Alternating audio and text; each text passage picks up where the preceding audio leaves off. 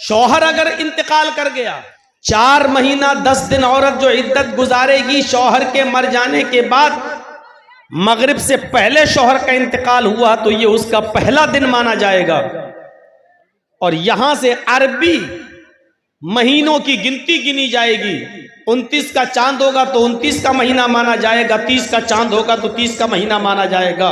और ऐसे 4 महीने 10 दिन इद्दत गुजारने के बाद जिस दिन 4 महीना 10वां दिन जिस दिन होगा, वो 10वां दिन पूरा करने के बाद मगरिब की नमाज के बाद उस औरत की इद्दत खत्म हो जाएगी। औरत की इद्दत भी इतनी सख्त नहीं है जितनी आज हम लोगों ने बना दी है।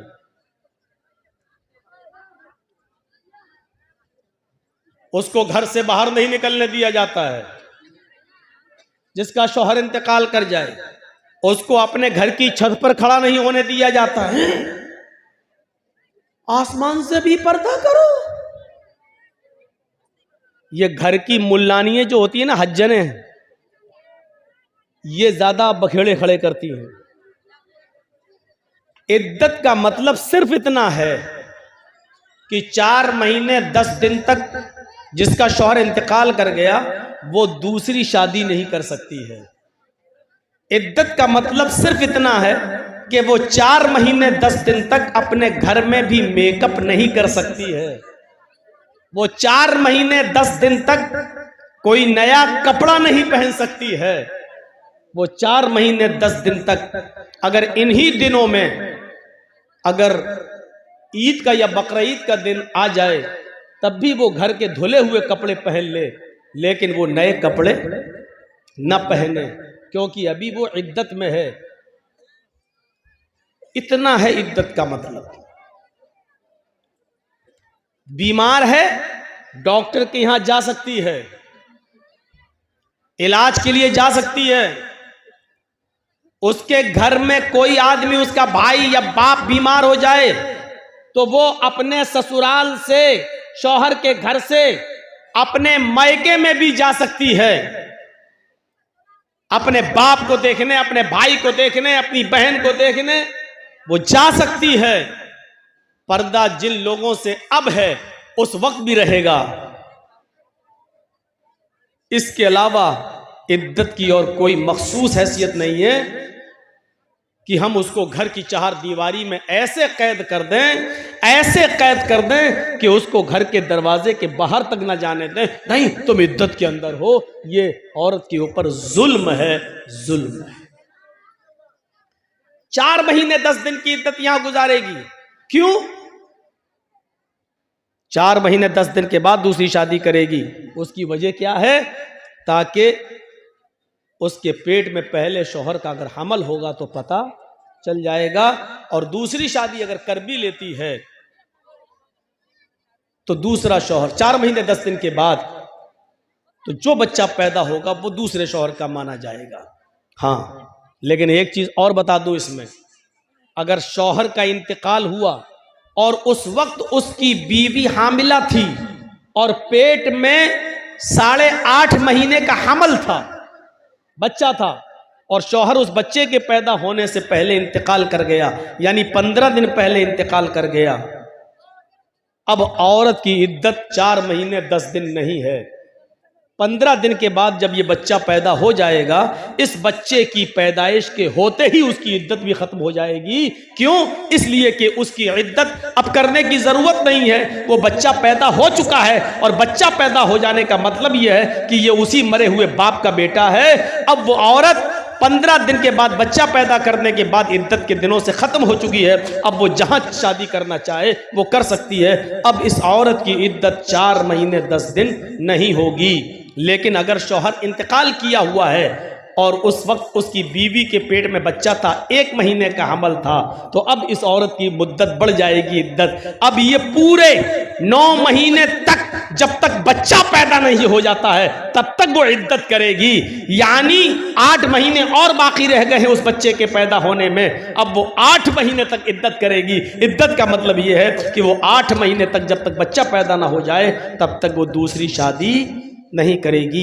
यहां से आप अंदाजा लगा सकते हैं कि बच्चे को नाजायज बाप का लक़ब ना मिले या वो नाजायज बच्चा ना कहलाए, इससे बचाने के लिए अल्लाह के रसूल ने कितनी बाउंड्रीज लगाई हैं और कितनी दीवारें खड़ी कर दी हैं, इससे आप अंदाजा लगा सकते हैं। इन पाबंदियों पर अमल करते हुए क्या कोई नाजायज बच्चा पैदा हो सकता है?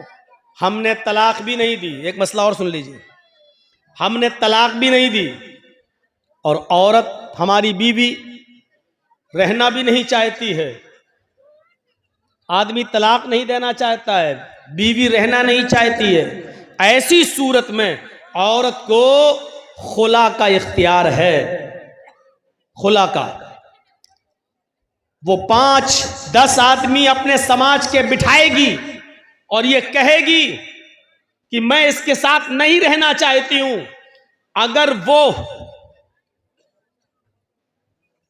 नाजायज तरीके से शौहर पर दबाव बना रही है, कोई परेशानी नहीं है, लेकिन बस वो नहीं रहना चाहती है, इसके बावजूद भी वो खुला ले सकती है, लेकिन वो औरत गुनाहगार होगी। मसला याद रखिएगा। अगर आप तलाक नहीं दे रहे हैं, आप कह रहे हैं मेरी परेशानी बताओ, लेकिन उसको रहना ही नहीं है, वो आपकी परेशानी नहीं बता पा रही है, लेकिन उसको रहना भी नहीं है, ऐसी सूरत में आप उसको तलाक नहीं दे रहे हैं, इसके बावजूद वो खुला ले सकती है, लेकिन वो गुनाहगार होगी, वो अज़ाब इलाही की मुस्तहिक होगी, वो अज़ाब जहन्नम की हकदार होगी, लेकिन खुला फिर भी ले सकती है। और खुले का मतलब यह है कि वो समाज के 5-10 आदमियों को बिठा के ये कहेगी मैं अपने इस आदमी के साथ आज के बाद रहना बंद कर रही हूं, मैं नहीं रहूंगी, मैं खुला ले रही हूं, आज के बाद मेरा और मेरे शौहर से कोई ताल्लुक नहीं है। वो समाज के 5-10 आदमियों के बीच में ये बात कह देगी और इसको खुला मान लिया जाएगा। ऐसी सूरत में भी औरत को 1 पीरियड इद्दत गुजारना पड़ेगी। 1 पीरियड इद्दत का मतलब उसको 1 पीरियड तक, 1 MC तक, जब तक उसको पीरियड शुरू नहीं हो जाता है, जिसको हम लोग MC बोलते हैं, जो हर औरत को महीने में कुछ दिनों के लिए जो ब्लड आता है उसको, तब भी उसको 1 ब्लड तक यानी 1 पीरियड तक उसको रुकना पड़ेगा। वो दूसरा निकाह नहीं कर सकती है, दूसरे से शादी, क्योंकि अक्सर औरतें खुला जो लेती हैं, हम तलाक नहीं दे रहे हैं और उसको हमारे साथ रहना ही नहीं है, उसका चक्कर दूसरी जगह चल रहा है, वो उसके बिना रह नहीं पाएगी। तो ऐसी औरतें आदमी में बहुत सी बुराइयां निकाल कर किसी तरीके से तलाक देने पर मजबूर करती हैं, लेकिन आदमी तलाक देने के लिए तैयार नहीं होता है, तो वो कहती है हम रहेंगे नहीं, खुला ले लेती हैं। खुला फिर भी ले सकती है वो औरत, लेकिन गुनाहगार होगी। लेकिन खुला लेते वक्त भी उसको 1 पीरियड का, 1 MC का इंतजार करना पड़ेगा। जैसे ही उसको MC होगी, पीरियड शुरू होगा, पीरियड खत्म होने के बाद फिर वो शादी कर सकती है। अगर गलत तरीके से खुला लिया है तो अज़ाब इलाही की मुस्तहिक होगी, और जायज़ तरीके से खुला लिया है तो वो सवाब की मुस्तहिक होगी, क्योंकि शौहर शराबी है, नहीं रहना चाहती है, शौहर जुआरी है, नहीं रहना चाहती है, उसने बहुत समझाया, नहीं मानता है, कुछ कमाता नहीं है, बीवी को खर्चा नहीं देता है, बच्चों का ख्याल नहीं रखता है, समझा समझा के परेशान हो गए हैं सब लोग, समाज और सोसाइटी सब परेशान हो गई है। ऐसी सूरत में अगर वो खुला ले रही है और आदमी तलाक नहीं दे रहा है, तो इस औरत का खुला नाजायज नहीं माना जाएगा, बल्कि जायज माना जाएगा। यहां तक कि अगर किसी का शौहर बेनमाजी है, खूब खिलाता है, खूब पिलाता है, हर चीज का ख्याल रखता है अपनी बीवी का, लेकिन शौहर बेनमाजी है, बीवी कह के थक गई नमाज पढ़ो, लेकिन शौहर नमाज नहीं पढ़ता, ऐसी सूरत में भी उसकी बीवी खुला ले सकती है, क्योंकि बेनमाजी शौहर के साथ नमाज पढ़ने वाली औरत का रहना जायज नहीं है। बहुत खुल के मैंने कह दिया है, नमाज पढ़ने वाली औरत, 5 वक्ता नमाजी औरत का बेनमाजी आदमी के साथ रहना जायज नहीं है। उसको चाहिए कि वो समझाए, समझाने पर भी ना माने तो कुछ दिनों के लिए अपने शौहर को छोड़ दे, इस पर भी ना माने तो उससे तलाक का मुतालबा करे, तलाक न दे तब वो 4, 10 आदमियों को बिठाकर खुला ले सकती है। बल्कि अब्दुल्ला इब्न बास का तो फतवा यह है, शेख सालेह अल उसैमीन का फतवा तो यह है, उसको तलाक की भी ज़रूरत नहीं है, इसलिए कि बेनमाजी मुसलमान है ही नहीं और किसी मोमिना औरत को किसी काफिर आदमी के साथ रहना जायज़ ही नहीं है। लिहाजा वो निकाह ऑटोमेटिक टूट जाएगा, ख़त्म हो जाएगा और औरत इद्दत गुजार कर दूसरा निकाह कर सकती है, तलाक की भी ज़रूरत नहीं है। शेख सालेह अल उसैमीन का फतवा तो यहाँ तक है। ये बात एक तमहीदी तौर पर थोड़ी सी लंबी बात हो गई है, लेकिन जहन में आपके बैठ गई होगी। बेनमाजियों को बड़ा बुरा लगता है कि मौलाना साहब ऐसा बोल रहे हैं, आपका हम घर जाएंगे तो हमारी औरतें कल से दबाव न डालने लगे। डालना चाहिए, औरतों को डालना चाहिए। सुन लीजिए, नमाज अगर हमारे मुआशरे और सोसाइटी से निकाल ली जाए तो फिर हम बराबर हैं, हम में और काफिरों में कोई फर्क नहीं रह गया है। नमाज किसी भी हाल में माफ नहीं है। बराबर सुनते होंगे, अगर आपको मोब लिंचिंग करते वक्त 10 आदमी पकड़ लें, 20 आदमी पकड़ लें, आपको पकड़ के बांध दें, आपको किसी खंबे से किसी कुर्सी से बांध दें और ऐसे मौके पर अजान की आवाज आ रही है, अल्लाहु अकबर अल्लाहु अकबर, आप दुश्मनों के बीच में घिरे हुए हैं, 40-50 आदमी आपको घेरे हुए हैं, अजान की आवाज आ रही है, आपको ऐसी कंडीशन में भी नमाज पढ़ना पड़ेगी। सोच रहे हैं आप, ऐसी कंडीशन में नमाज कैसे पढ़ेंगे? आपके हाथ पैर बंधे हुए हैं और कोड़ों पे कोड़े मारे जा रहे हैं, लाठी डंडे बरसाए जा रहे हैं, अजान की आवाज आ रही है, आप कैसे पढ़ेंगे नमाज? आप उनसे कहेंगे कि भाई मुझे वुजू के लिए पानी लाकर दे दो, मैं नमाज पढ़ूंगा। वो वुजू के लिए पानी नहीं देंगे। जो आदमी आपको इस्लाम दुश्मनी में मार रहा है वो आपको पानी लाकर दे देगा? जो आदमी आपके नमाजी होने की वजह से ही आपका मर्डर कर रहा है वो आपको पानी लाकर देगा? लेकिन आप पानी मांगेंगे, आप पानी मांगेंगे। भैया ये यहां से जरा मछलियां कम बेचो, आप लोग बहुत बेच चुकी हो। वो पानी नहीं देंगे। तब शरीयत ये कहती है कि उस सूरत में आप नीयत से वुजू करेंगे। नीयत से वुजू का मतलब दिल में इरादा करेंगे कि मैंने वुजू की नीयत की। आज थोड़े से 2-4 मसले मैं आपको समझा दूं, उसके बाद तकरीर फिर आगे। दिल में नियत कर लीजिए मेरा वुजू। अब आप वहीं पर देखें किबला कहां है। अगर किबले की तरफ आपका चेहरा है तो ठीक, और नहीं है तो जिस तरफ भी आपका चेहरा है उसी तरफ आप नियत कर लीजिए कि अगर मेरा चेहरा किबले की तरफ होता तो मैं किबले की तरफ रुक करके नमाज पढ़ता, लेकिन मेरा चेहरा किबले की तरफ नहीं है। बहरहाल अल्लाह तो हर तरफ है, हर तरफ, हर जगह नहीं, तरफ जगह में फर्क है। हम अल्लाह को हर जगह नहीं मानते हैं और मानना भी नहीं चाहिए, ये कुफ्र है। अल्लाह हर जगह नहीं है, अल्लाह का इल्म हर जगह है। अल्लाह अपने वजूद के एतबार से हर जगह नहीं है, अल्लाह अपने इल्म के एतबार से हर जगह है। लेकिन जवाब क्या, अल्लाह कहां है?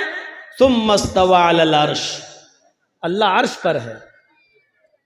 अल्लाह स्टेज पे नहीं है, अल्लाह आपके घर में नहीं है। लोग बहुत सारे, अल्लाह तो हर जगह है, अल्लाह तो हर जगह है।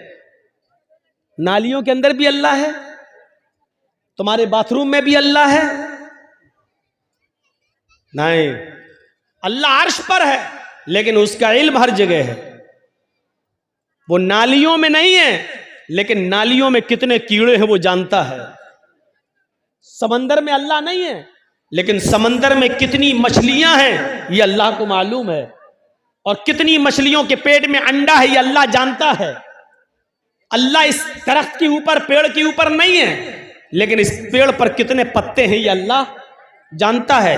अल्लाह माँ के पेट के अंदर नहीं है लेकिन माँ के पेट के अंदर लड़का है या लड़की अल्लाह जानता है। तो अल्लाह का इल्म हर जगह है, अल्लाह हर जगह नहीं है। यह अकीदा याद रखिएगा। ए गांधी जी के 3 बंदरों, ए उतरो, चलो जाओ, ये सामने बैठ के बताइए पता लगाओ तो ये दिन में पैदा हुए थे कि रात में पैदा हुए थे?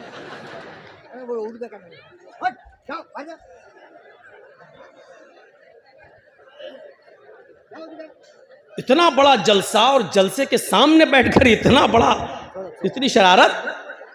मेरा तो दिल कहता है कि इनके माँ बाप से पूछो ये रात में पैदा हुए होंगे, मेरा दिल कहता है। अब सही इल्म तो अल्लाह ही को मालूम है। तो अब आप अंदाजा लगाइए, अल्लाह का इल्म हर जगह है, अल्लाह हर जगह। देखिए इन बच्चों की वजह से मैं भूल गया हूं ना कि क्या बोल रहा था। किसी को मालूम हम क्या बोल रहे थे? वो तो हमें मालूम ही है। हाँ,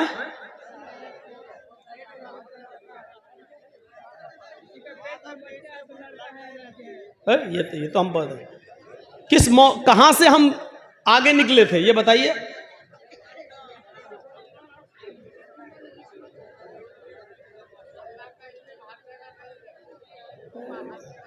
ये तो हमें मालूम ही है कि अल्लाह का इल्म हर जगह, अल्लाह अपने वजूद के एतबार से नहीं। बात कहां से निकली थी? अच्छा सुनिए यार, बात यहां से नहीं निकली थी। बात यह है कि किबला उसको नहीं मालूम है, कुर्सी पर बैठा हुआ है, यहां से बात निकली थी। क्या सुनते हैं आप? बोल रहा हूं खेत सुन रहे हैं, खलियान। यहां से बात टर्न हुई थी। तो जहां उसका चेहरा है उसी तरफ रुक करके नमाज पढ़ेगा। वुजू नहीं बनाया है, नियत से वुजू, नियत कर ली कि यही मेरे लिए किबला है। चलिए अब अल्लाहु अकबर नहीं कह पा रहा, हाथ नहीं बांध पा रहा है, तो अब इशारे से ही कहेगा अल्लाहु अकबर, सुब्हानकल्लाहुम्मा व बिहम्दिका व तबारक अस्मुका व तआला जद्दुका व ला इलाहा गैरुक, औज़ु बिल्लाहि मिनश शैतानिर रजीम, बिस्मिल्लाहिर रहमानिर रहीम, अल्हम्दुलिल्लाहि रब्बिल आलमीन, अर्रहमानिर रहीम, मालिकि यौमिद्दीन। इस वक्त पढ़ेगा, रुकू नहीं कर पाएगा, अल्लाहु अकबर कहेगा, सुभान रब्बियल अज़ीम, सुभान रब्बियल अज़ीम, सुभान रब्बियल अज़ीम, समी अल्लाहु लिमन हमिदा, रब्बना व लकल हम्द, हम्दन कसीरन तय्यबन मुबारकन फी, अल्लाहु अकबर, सुभान रब्बियल अला। वो नहीं कर पा रहा सजदा, लेकिन मुंह चलाकर पढ़ेगा। लेकिन पढ़ना इस हाल में भी है। अब आप अंदाजा लगा सकते हैं, 50 आदमी घेरे हैं, मार रहे हैं, लाठी डंडे, और अजान का वक्त है, आपको नमाज इस वक्त भी पढ़ना पड़ेगी। अब आइडिया लगाइए कि हम कितने % मुसलमान हैं। वुजू नहीं बनाने दिया जा रहा है, लेकिन दिल से नियत कर लीजिए वुजू की, लेकिन नमाज फिर भी पढ़ना है। मार पे मार पड़ रही है, इस मौके पर भी आपको नमाज पढ़ना है। जब नमाज इस कंडीशन में माफ नहीं है, तो मेरे प्यारे साथियों, मौलाना जर्जीस की तक़रीर सुनकर 12 बजे और 1 बजे अपने बिस्तर पर जाकर फजर की नमाज में इसलिए नहीं उठ पाना कि रात में जलसे में हम देर से आए थे, इसलिए फजर में हमारी आंख नहीं खुली। उन लोगों के लिए फजर में सोते रहना कैसे जायज़ हो जाएगा? मौलवी जर्जीस का जलसा आपके ऊपर फजर की नमाज में सोते रहने की इजाजत आपको कैसे दे सकता है? सोचिए। जिनको होटल खोलना होती है वो फजर की नमाज से पहले होटल खोल लेते हैं, क्योंकि नमाज पढ़ने वाले बहुत से लोग बीड़ी की तरह नशेबाज होते हैं, उनको नमाज पढ़ते ही चाय चाहिए। अगर आपको अपनी जिम्मेदारी का एहसास हो जाए, आपको अपनी जिम्मेदारी का एहसास हो जाए, तो यकीन मानिए कि आप सो नहीं सकते। आप अपने वक्त पर उठेंगे, आप अपने वक्त पर जागेंगे, लेकिन उसी में आपको दिल हमें हर वक्त लगाए रहना पड़ेगा। नमाज करेंगे, हर वक्त नमाज में। जरा गौर कीजिए, एक आदमी भूखा था और उसी से किसी ने सवाल कर लिया कि 2 + 2 कितना होता है, 2 2 कितना होता है? उसने कह दिया 4 रोटी। यहां तो रोटी के बारे में पूछा नहीं गया, वो 4 माइक भी तो कह सकता था, वो 4 आदमी भी तो कह सकता था, वो 4 पेन, 4 कॉपी, कुछ भी कह सकता था। लेकिन चूंकि वो भूखा था, उसके दिमाग में रोटी और खाना ही उसके दिमाग पे चढ़ा हुआ था। उससे तो सिर्फ ये पूछा गया कि 2 2 कितना होता है, उसने कह दिया 4 रोटी। क्यों? क्योंकि उसके जहन में खाना चढ़ा हुआ था, उसकी जबान से रोटी निकल गया। 4 रोटी। मेरे भाइयों, ये रोटी का लफ्ज निकलना ये बता रहा है कि आदमी कितना भूखा है। अगर आपके ऊपर नमाज सवार हो जाए, आपके जहनों पर नमाज सवार हो जाए और आप उठे बैठे लेटे सोए जागे खाए पिए, वक्त दुकान जाएं, कारोबार करें, फैक्ट्री जाएं, ऑफिस जाएं, दुकान जाएं, लेकिन नमाज आपके ज़हन पर चढ़ी रहे तो यकीन जानिए आपको हर वक्त नमाज का ख्याल लगा रहेगा। रात में कई कई मर्तबा आप उठेंगे तो अपनी घड़ी देखेंगे, मोबाइल में टाइम देखेंगे कि फजर का वक्त हुआ या नहीं हुआ है। आप अगर अपनी जिम्मेदारी संभालेंगे और समझेंगे तो